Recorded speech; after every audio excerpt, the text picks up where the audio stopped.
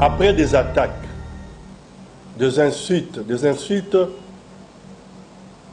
à cause de l'émission Bourson, la politique officielle, nous vous disons aujourd'hui pourquoi nous sommes arrivés à cette situation. Tout commence avec l'émission de l'évêque Mukuna. Pendant que l'émission passait sur antenne, en direct, les services de renseignement, de sécurité, nous ont appelés pour arrêter l'émission. Ils sont descendus dans nos installations pour obtenir qu'on puisse arrêter cette émission. Nous avons résisté. Et cette émission est allée jusqu'à la fin. Après l'émission, nous avons dit au présentateur de l'émission combien il nous mettait mal à l'aise et combien ça créait des problèmes. Ça ne s'est pas arrêté là. Nous arrivons le 15 mai, un vendredi. Le jour où on a reçu M. Ibrahim Kabila, c'est lui qui se présente comme le fils de Kabila, Mouzé. Le matin de ce vendredi, avant même l'arrivée de l'invité, Congo est envahi par des hommes en civil lourdement armés, des armes de guerre. Le personnel est terrorisé. Ces gens vont prendre le complexe Chabani sous contrôle. Et ces gens vont se présenter chez le présentateur de l'émission. Ils vont parler longuement avec lui. Donc ce sont des gens qui le connaissaient avant. Et l'invité va arriver. L'invité va entrer dans le plateau, ne sachant pas que dans le plateau, il y avait un homme armé, lourdement armé, en civil, qui était là pour lui. Vers la fin de l'émission, ce monsieur va sortir, ce monsieur va donner des ordres à ces hommes qui vont se déployer maintenant hors Congo Web. Et le présentateur va descendre, continuer à parler à ce monsieur, pendant que l'invité reste au plateau. Ainsi, ils vont tous partir, le présentateur remonte au plateau, prend l'invité, le fait descendre et le place dans sa voiture, une de ses voitures, pour qu'on le ramène chez lui. Et ces gens savaient qu'il sera, ce monsieur sera dans cette voiture-là. On va l'arrêter loin du Congo Web. Ça a dérangé. Notre personnel a été traumatisé. C'est pour la première fois que nous recevons de tels cas chez nous.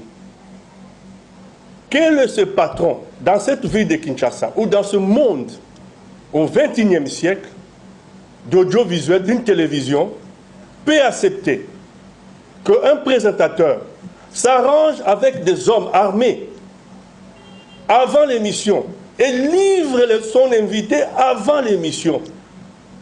Il livre son invité avant l'émission. Ils sont là. Mais si vous êtes informé, vous allez dire à l'invité ne passe pas.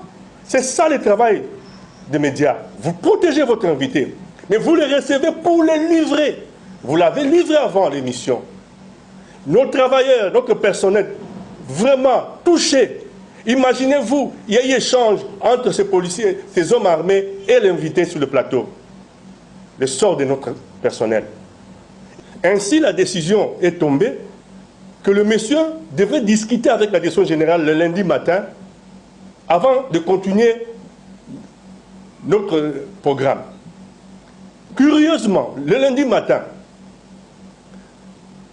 l'émission commence à 11 h, mais à 10 h 30, débarquent à Congo Web des inspecteurs judiciaires. Ils viennent, nous ne savons pas pourquoi. Et à 10 h 45, le monsieur entre en triomphe accompagné par ses inspecteurs judiciaires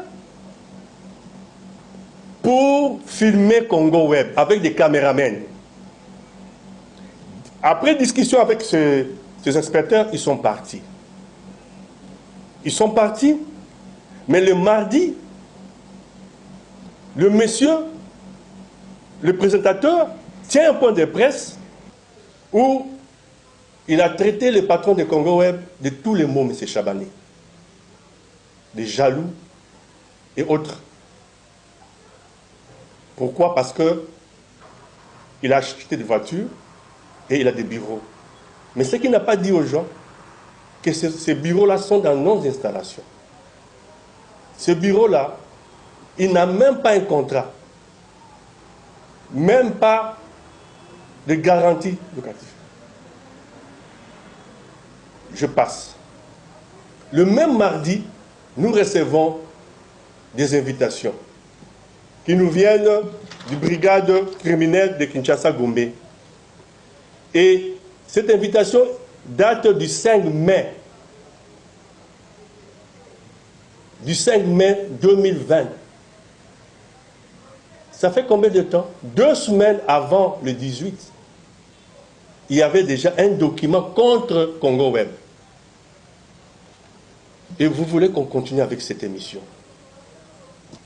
M. Chabani fera son droit de réponse dans l'émission sur YouTube de Botswana Politique Officielle. Son nom a été cité là-bas, plus d'une fois. Mais ce que je voudrais dire ici, on a parlé du contrat. Nous avons ces contrats. Nous allons rendre public ces contrats pour que les professionnels d'audiovisuel, pour que les professionnels de droit puissent nous dire réellement le contenu de ces contrats. Qui a droit à quoi et qui